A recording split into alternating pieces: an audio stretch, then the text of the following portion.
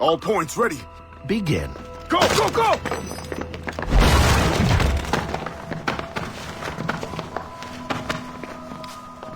Who are you? Don't you touch her! Oh, for God's sake, restrain him! You, give me the child. Oh, shush now. You're all right. Elena! Calm down, Mr. Berg. I promise you I won't hurt your daughter. Who are you? My name is Warren Vidic. I work for Abstergo Industries. You quit the Yaga regiment and became a freelance mercenary in order to afford better care for Elena's cystic fibrosis. How's that working out for you? Arkele! I have an offer for you. I don't work for people I don't know. It's not that kind of offer. I'm going to remove an item from my pocket. What is that? This little pill? It's actually for her. Go on, little one. Have some medicine. Stop! There now. Isn't that better? This pill will cure her. It isn't on the market, but it can be yours if you agree to participate in a little training program I put together. What does Abstergo need with someone like me? Oh, you won't be working for Abstergo. However, if you perform, Abstergo could work for you. I want one thing before I agree. Name it. That one there. He upset my daughter. I understand. Gentlemen, release Mr. Berg. Jenkins, give him your gun. What? Now! Yes, sir. Satisfied? It's a start.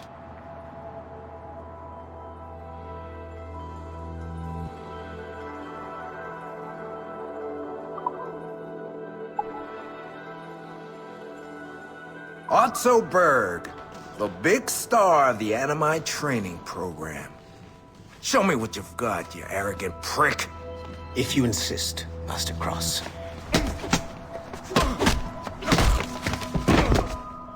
I believe that my training will soon be complete. Wouldn't you agree? What's so funny? I was wrong about you. You're not arrogant. You're just deeply fucking stupid. Oh. Your body, your mind, they're not yours anymore. You understand? All you have left are the voices. I don't suffer from your condition. My Animus sessions were carefully— No, no, no! My voices are ghosts! Dead! So they can only ever say the same things over and over and over and over. But the ones in your head will never die. And they own you now. I am the Order's humble servant. You're not even a person anymore. You're a tool, a weapon, a plaything. We're done here. And in the glorious New World Order, there won't be any room for broken toys like us!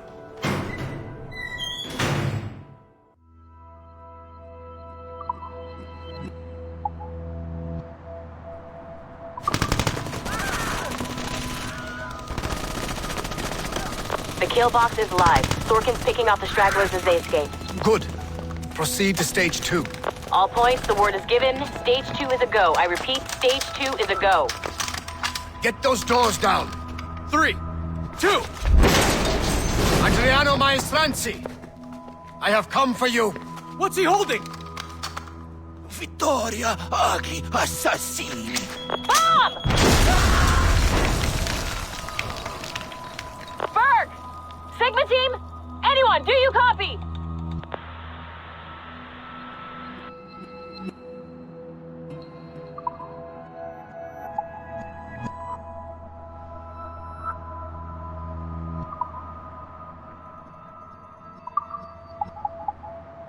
It is 4:26 on December 13, 2012. Debriefing of Sigma Team's Cairo operation. Debriefing conducted by Abstergo psychiatrist Tibor Hashek, Level 7, and Director of Operations Letitia England, Level 9. State your name and rank for the record.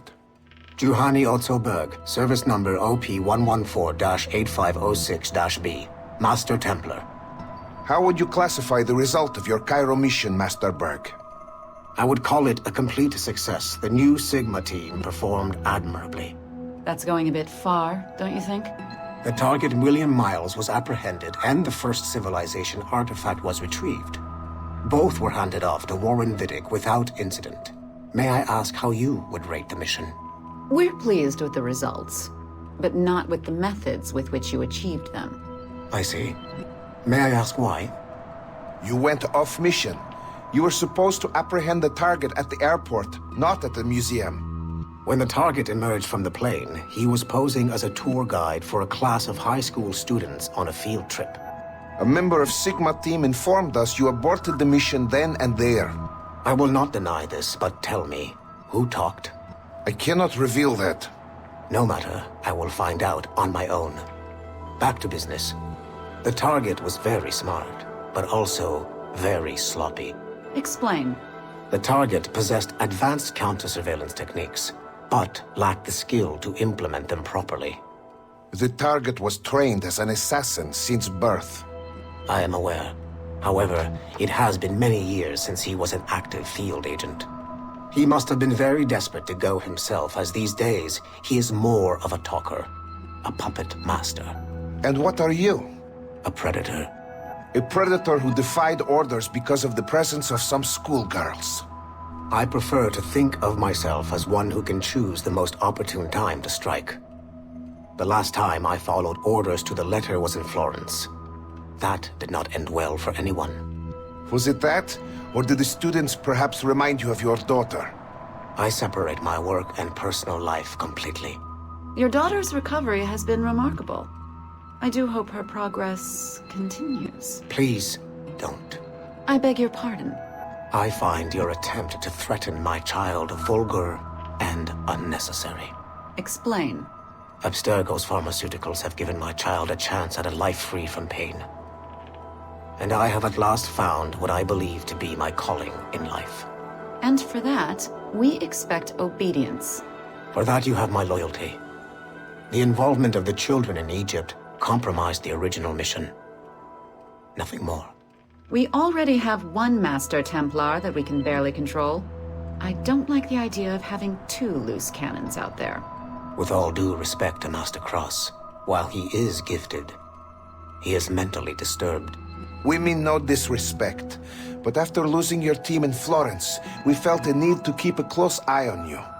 I achieved all mission objectives, and achieved them without bloodshed. So my only question for you is, am I in command of Sigma Team or not? As you said, the results were impeccable. Then I believe this meeting to be at an end. I request permission to leave. Do you have something more important to do? I am going to find out who among my team talked to you. I will not tolerate that kind of insubordination. I think we can stop here. Debriefing ended at 4:34. Transcript to be sent to Alan Ricken for security clearance.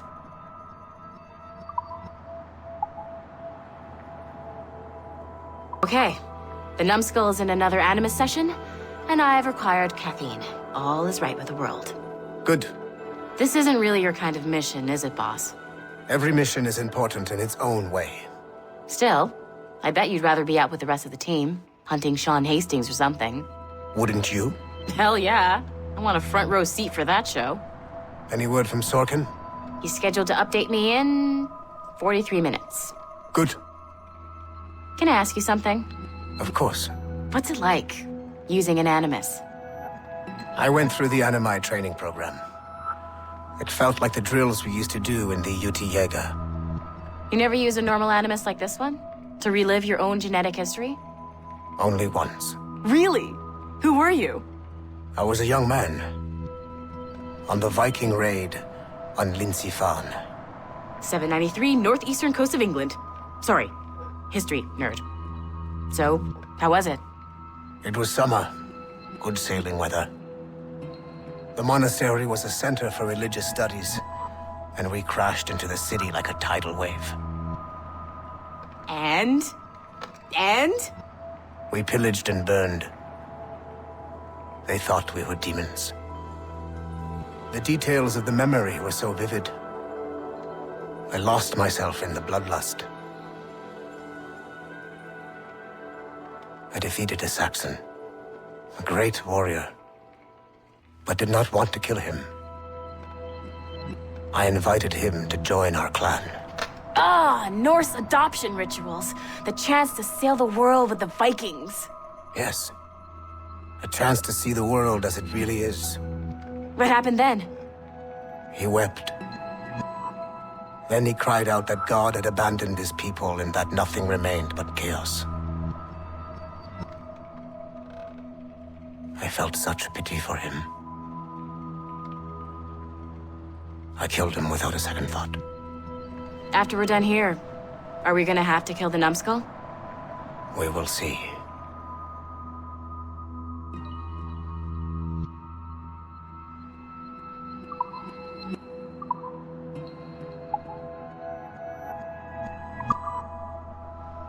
Following the Great Purge of 2000, William Miles became the de facto leader of the Assassins. A cunning and ruthless strategist, he trained several agents who infiltrated Abstergo, including Clay Kazmarek and Lucy Stillman. In late 2012, I captured William Miles in Cairo and delivered him to Warren Vidic in Rome.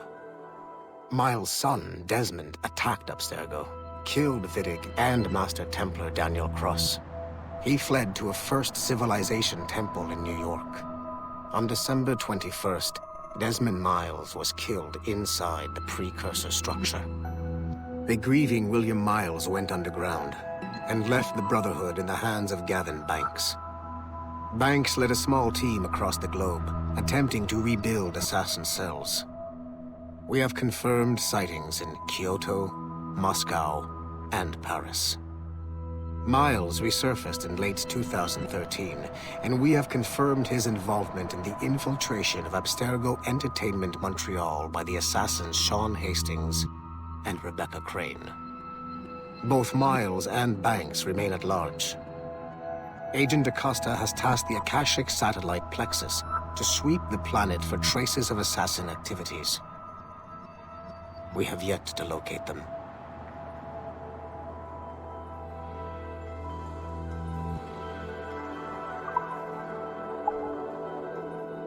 Sean Hastings was a university professor whose hobby was leaking Abstergo secrets. He was hours away from being killed by Abstergo when he was saved by Rebecca Crane, an assassin hacker. Since then, the pair have been inseparable, providing technical support for assassin field agents.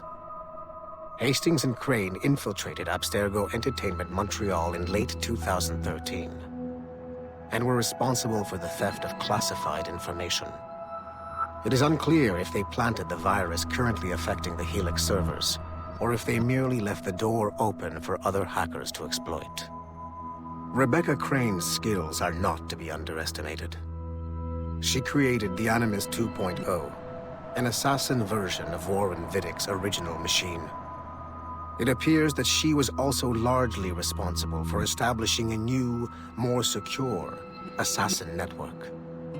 It would seem Crane and Hastings have been promoted within the Brotherhood. There are rumors that they are now leading some kind of hacker collective known as the Initiates, and attempting to lure them to the assassin side.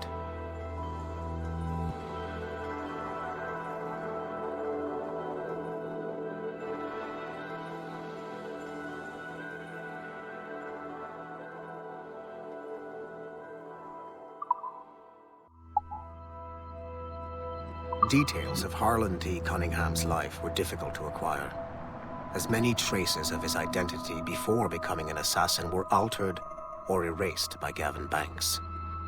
It is only thanks to Agent Acosta's remarkable skills that we are able to piece together this profile. Cunningham was outed as homosexual in high school, which unfortunately ruined a promising wrestling career. He left Texas as quickly as he could, and fled to Europe. Cunningham was recruited by the Brotherhood in Florence, Italy, under the leadership of assassin veteran Adriano Maestranzi. Sigma Team attacked the Florence hideout in 2012, but Maestranzi detonated a bomb. 3 assassins were killed before the explosion, but Sigma Team was annihilated in the process. Cunningham and I were the only survivors.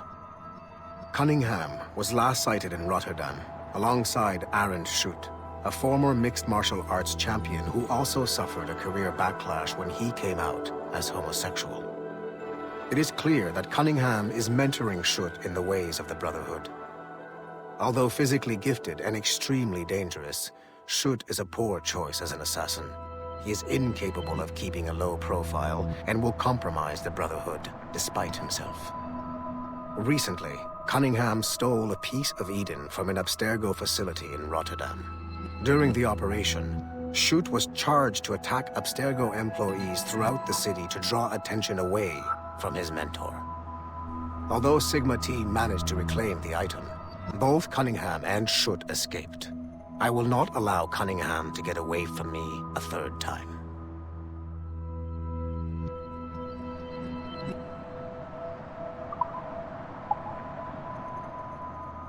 The first civilization entity known as Juno re-emerged from the Grand Temple in New York in December 2012. Although no longer a corporeal being, she exists as a kind of digital consciousness somewhere in the Abstergo cloud. To accomplish her goals in the real world, Juno uses 2 types of people. The first is another precursor consciousness that emerges in a human being at random. This person is commonly known as a sage. Juno also holds sway over a group of disciples called the Instruments of the First Will, who believe it is humanity's natural role to serve the first civilization. Abstergo is currently using the First Will as a cheap and hands-off way of acquiring pieces of Eden and other relics. However, I suspect that the reverse is also true, that they are using our resources to locate objects that will help them further their own goals. I do not trust them, but for now, all I can do is have DaCosta monitor their activities. Juno's motives are unclear. Although she has made one attempt to possess a corporeal body, she appears to be more powerful as a digital entity. Agent DaCosta fears that should humanity ever achieve singularity, a fusion of humanity and machines, Juno would become unstoppable. Ironically, it is Abstergo itself which is driving civilization in that direction.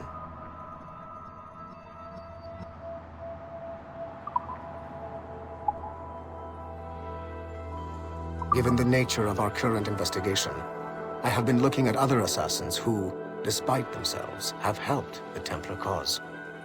The first is Clay Kaczmarek, who infiltrated Warren Vidic's Animus project in Rome. He became the project's Subject 16. Kaczmarek's rich ancestry helped Vidic to identify the Renaissance assassin Ezio Auditore as a person of interest.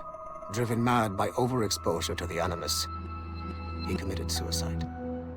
However, Kaczmarek may have unexpectedly become useful again. While in the Animus, Subject 16 came into contact with the first civilization entity known as Juno. Perhaps studying his bizarre Animus experiences can help us find a way to deal with the looming threat Juno promises. With Subject 16 out of the picture, Vidic needed a replacement. Desmond Miles, a runaway assassin, was captured in September 2012 and was used as Animus Subject 17 to further the search for an Apple of Eden. He managed to escape and uncovered an imminent threat to the planet. A solar flare similar to the one that wiped out the precursor race over 75,000 years ago. Desmond Miles also reactivated a first civilization temple in New York and used it to save the world, but it cost him his life. Abstergo recovered his body. In death, Desmond Miles became Sample 17, and his valuable genetic data was uploaded to the cloud servers in order to benefit all branches of Abstergo. Whether they live or die, we must continue to find ways to make the assassins work for us.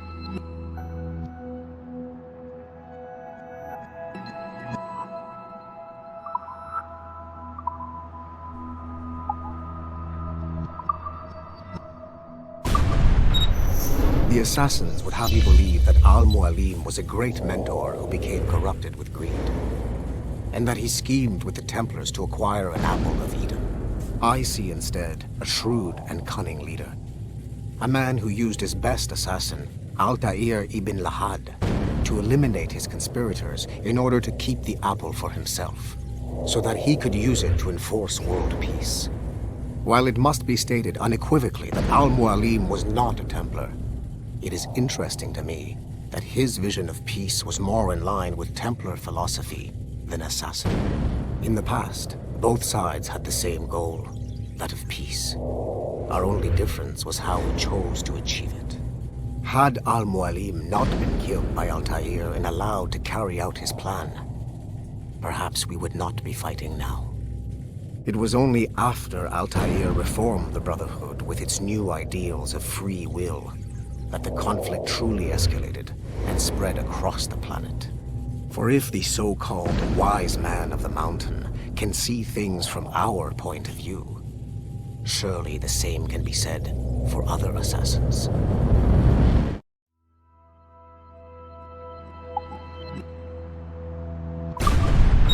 François Macandal saved Baptiste from slavery and inducted him into his so-called Brotherhood. Macandal was a vicious mentor, and in his desperate attempt to liberate slaves, he broke his own creed by indiscriminately killing nobles. Misguided as they are, some assassins are honorable. Macandal was not one of them. Thanks to the calculating genius of Madeleine de Lille, the Templars made an example of Macandal by way of public execution in 1758. His pathetic excuse for a brotherhood quickly fell apart. When his comrade and childhood friend Agathe fled to Louisiana, Baptiste saw the futility of his former life in Macandal's brotherhood. Madeleine saw Baptiste's potential and instructed her Templars in New Orleans to strike a deal with him. If he could draw Agathe out of hiding and eliminate him, he would be granted a place in the Templar Order. Although Baptiste was killed by the assassin Aveline de Grandpré, his path clearly demonstrates the inherent superiority of Templar ideals over assassin terrorism.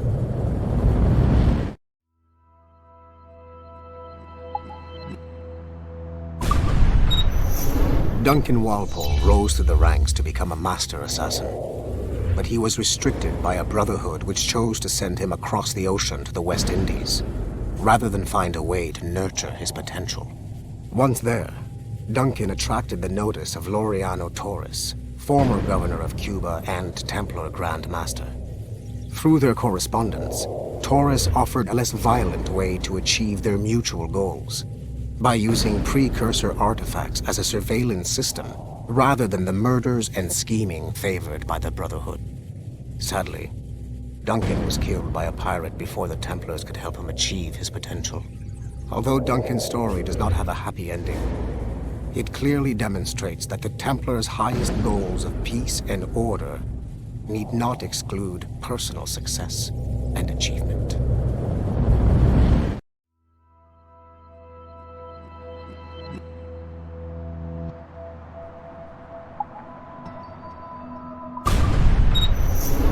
Haytham Kenway remains a controversial figure for me. I have great respect for him. After all, he was the Grand Master of the Colonial Rite, charged with finding a precursor site.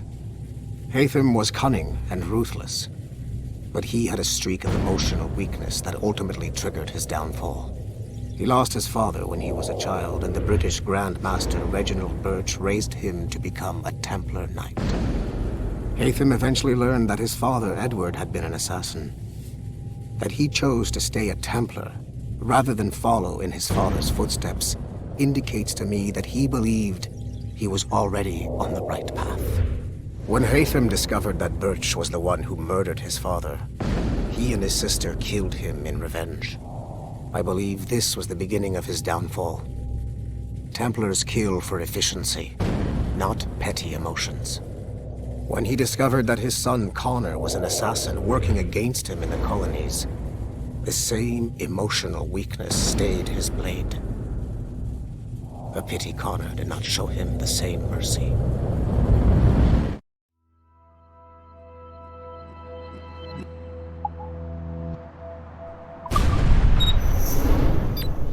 Like Haytham Kenway, Daniel Cross came from an assassin bloodline, as the Orlov family had at least 2 generations who served the Brotherhood.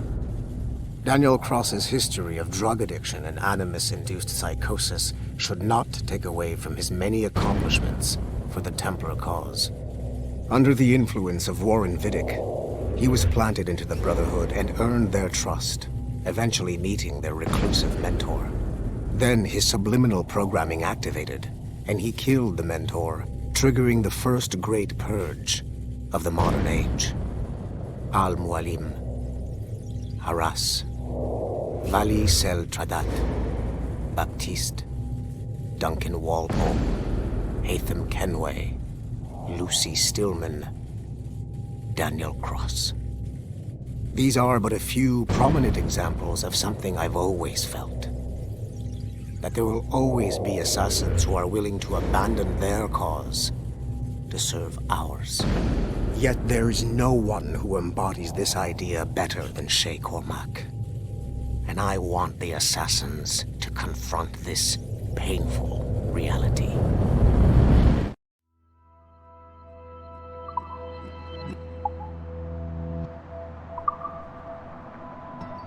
Speak.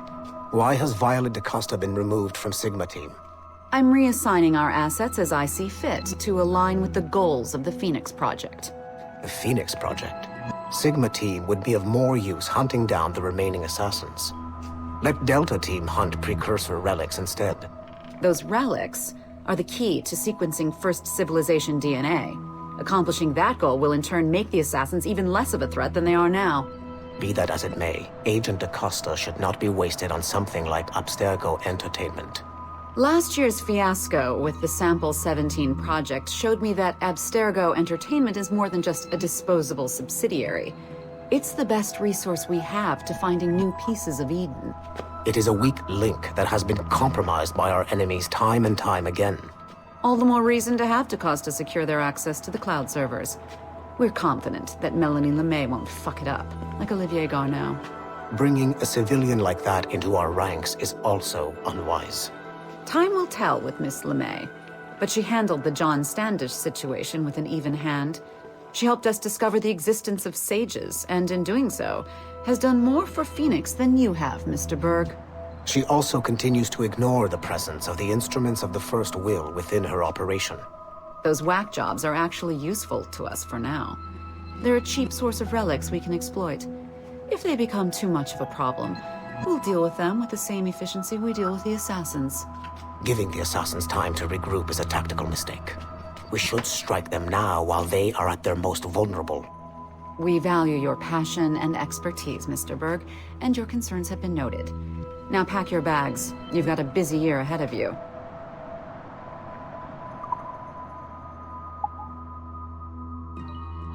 Field Report, Phoenix Project, November 1st, 2013.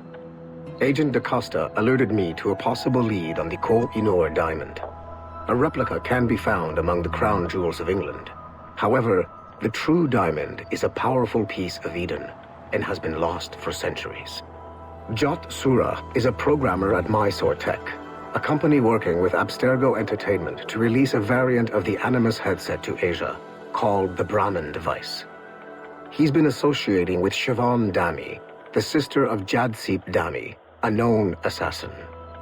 Could the Brotherhood be using the Brahman device to locate the Koh-i-Noor? Until we have more evidence, I have decided to use a local Abstergo strike force rather than mobilize Sigma Team. Update, November 3rd, 2013. Jot Sura was abducted outside of Dreamland Studios in Mumbai. He was seen being forced into a van by Siobhan and Jadseep Dami. This confirms my suspicions. The assassins must be using Jot Sura's genetic memories to locate the Koh-i-Noor.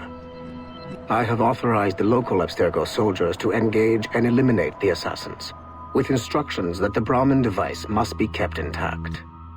I am en route to India. Update, November 4th, 2013. I arrived in India too late. Our strike team engaged the assassins in 2 separate conflicts. The body of Siobhan Dami was found at the first site, but her remains were too badly damaged in an explosion to collect any genetic information. I found the Brahmin device at the second site, but after reviewing the genetic memories recorded within, I am relieved to find that Jotsura's bloodline was a dead end. The real Koh-i-Noor diamond remains lost to both sides. Jatsib Dami escaped, which means we must monitor this new assassin activity in India closely.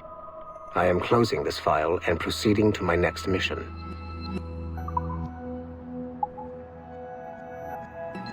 This is a priority message to all Sigma Team operatives. Assassins have stolen an artifact from a Rotterdam storage facility. Rally point is at 51.887107 by 4.559017. Be there at 0600 local time. Stragglers will be put to death, so move it. Listen up, losers. There are 2 confirmed assassins operating in the city. Target number 1 is Harlan Cunningham, the only survivor of a cell in Florence that our fearless leader eradicated a couple of years back. He stole the precursor box and is on the run. Target number 2 has been identified as Aaron Shute, former MMA champion, and now Cunningham's disciple and lover. How romantic. He's running interference, murdering our Templar agents embedded in Abstergo facilities throughout the city. Sorkin, take Sigma Team and go after Shute. I will take down Cunningham myself and recover the artifact. I don't like the idea of you going alone, boss. I want to deal with him personally. Sigma Team, maintain contact with Violet at all times. You have your orders. Sorkin, you dipshit! Don't engage him hand-to-hand. Pull your men back.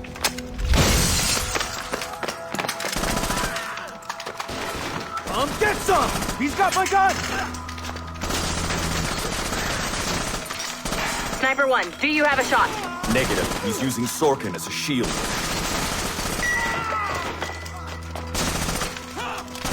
He's tearing us apart! Take the shot! I hit Sorkin. He dropped a smoke bomb. I've lost visual. He's gone. That's our cue. Pick up your sorry asses and get to the extraction point. Double time. Just fucking kill me already. I had a dream about you. Ah, that's sweet. But I'm with someone. In my dream, you never made it out of Florence alive. What can I say? I'm too stubborn to die. Hello, lover. Hercule! We can't leave the box behind. Fuck that! I killed half the Sigma team. Let's quit while we're ahead. See you in your dreams, Berg. What a shit show. Compile the relevant parts of our audio logs and send them to Letitia, England. Tell her this is exactly why she should be letting us hunt assassins.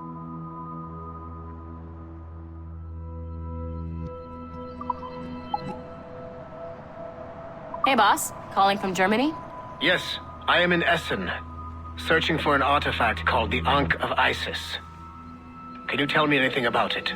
Give me a minute to fire up my machines here. Okay. Not much. There's an obscure file from the data dump scanner that mentions it.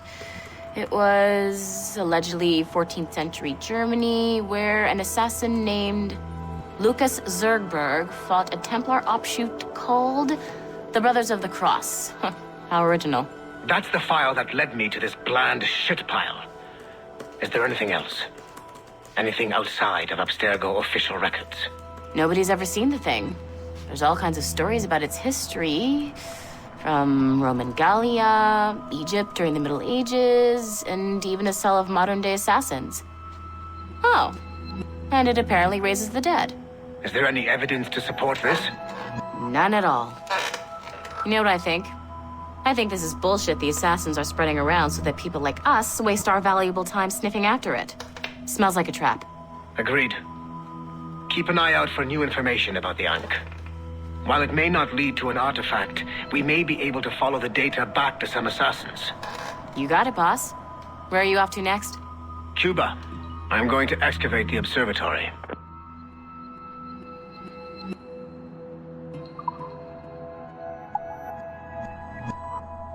Do you care to explain what happened in Paris? Gavin Banks led a team of assassins to your laboratory and destroyed it. That lab was supposed to be completely off the grid. How did they find it? Banks is a known associate of Sean Hastings and Rebecca Crane, who have infiltrated Abstergo before. He is also not your typical assassin brawler. He follows information. They found a way to access your Helix servers. Nothing is off the grid anymore. That facility was dedicated to studying the sage we recovered from Montreal last year. If you had informed me of its existence, Sigma Team could have protected your interests. Did you engage Banks' team? Sorkin and I tracked them from Paris to La Rochelle, where their ship was waiting for them. We fought, but we were outnumbered. Sorkin was stabbed 7 times by an assassin we have identified as Galina Voronina. And you let them get away? Let's be very clear. I was trained to hunt and kill assassins. It was you who disbanded my team and sent me on a fool's errand across the surface of the Earth. I warned you this would happen. You know what? I can admit when I'm wrong. You have my permission to reform Sigma Team. I need DaCosta back. Impossible. She's still in Montreal. Unacceptable. I've apologized for my oversight, Berg, but don't push me. The fact is, we need to find new sages. Alvaro Grammatica tells me that Melanie LeMay has a few promising leads in Montreal. When will DaCosta be finished? She's ahead of schedule on security upgrades and firewalls, but Helix is a target for assassins, Erudito, and the first civilization consciousness. So, there have been some setbacks. Is the building physically secure? There's security on site. Send me there. Oh? I thought you were too good to be wasted on such trivial matters. I wanted DaCosta back on my team, and if that building is a target, I need to make sure she's looked after. I will also improve their security in my own way. Very well, I'll start preparing the necessary documents. Like DaCosta, you'll be a consultant from Abstergo Industries, there to help bring them up to speed on some new policies. In the meantime, send some extra agents to Paris. I suspect there may still be assassins lurking there.